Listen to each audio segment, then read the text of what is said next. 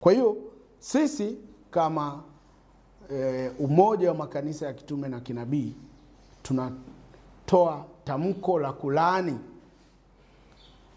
wahubiri na manabii ambao wanatabiri uasi, wanachochea uasi. Nabii kwa mujibu wa Biblia ukitabiri hupaswi upiganie unabii uliotabiri. Biblia inasema wewe nenda kaseme kwamba watakusikiliza au hawatakusikiliza. Si kazi yako umetabiri vifo alafu unaenda kuua ili unabii wako utimie.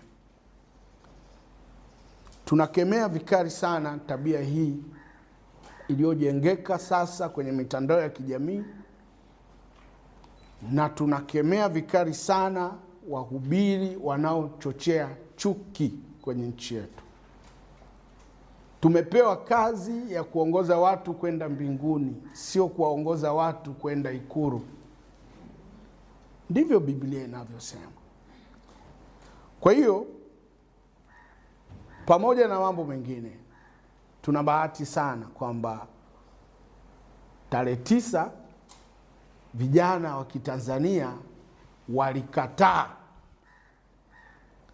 kwenda kufanya vurugu kama zilizofanywa tarehe 29 mwezi wa 10. Tunawapongeza sana vijana. Tunawapongeza sana Watanzania kwamba mlikubali kukaa kutafakari tumefikaje hapa, na mkagundua kwamba tunapotea.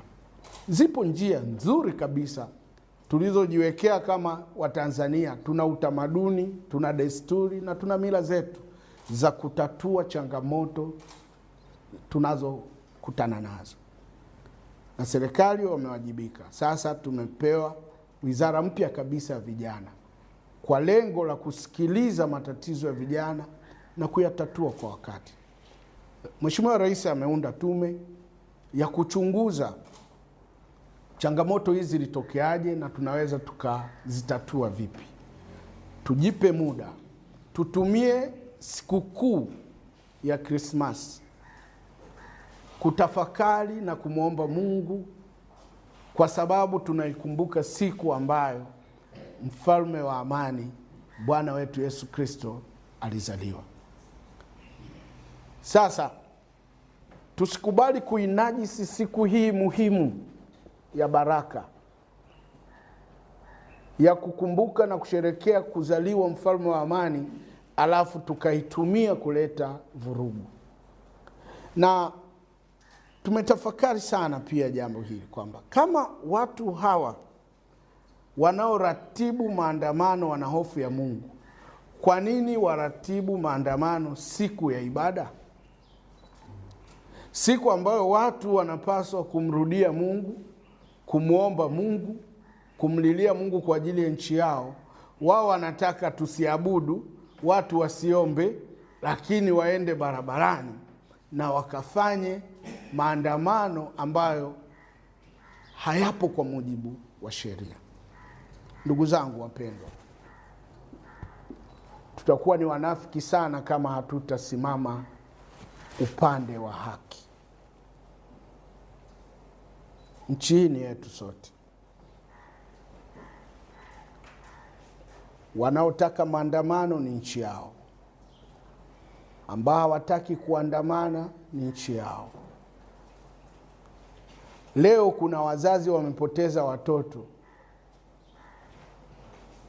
kwa sababu ya mtu mmoja tu aliyesimama akawaaminisha vijana kwamba yeye ni mtu wa haki, yeye akakimbia, alafu akawatuma vijana wakafa. Hawajatutajia hata mtoto wao mmoja aliyekufa. Kwa nini uwe na roho mbaya kiasi hicho utumie watoto wenzako waende kwenye machafuko, alafu wewe familia yako umeificha, umeistili mahali fulani? Na hii nazungumza sana kwa wachungaji wenzangu wahubiri. Biblia inasema mchungaji mwema huitoa nafsi yake afe kwa ajili ya kondoo. Mbona wewe unawatuma kondoo mbele ya simba, alafu wewe unajificha? wewe ni mchungaji wa tumbo na wanaokulipa wamelaaniwa. Hawatapata nafasi ya kuharibu nchi yetu tena. Christmas kwa Wakristo wengi tunaamini kwamba ni siku muhimu, siku kubwa, siku ya heshima, siku ya watu kuongea na Mungu. Sasa tusiitumie kwa ajili ya kwenda barabarani. Na naomba viongozi wenzangu wa dini, wa taasisi kubwa mbalimbali na ndogo, kila mtu alisemee jambo hili. Tunataka tumalize mwaka huu kwa amani na tujenge utamaduni wa kuzungumza na kutatua changamoto tulizo nazo bila kuvuruga nchi yetu. Huu ndio urithi na ndio tunu Mungu aliyotupatia wa Tanzania.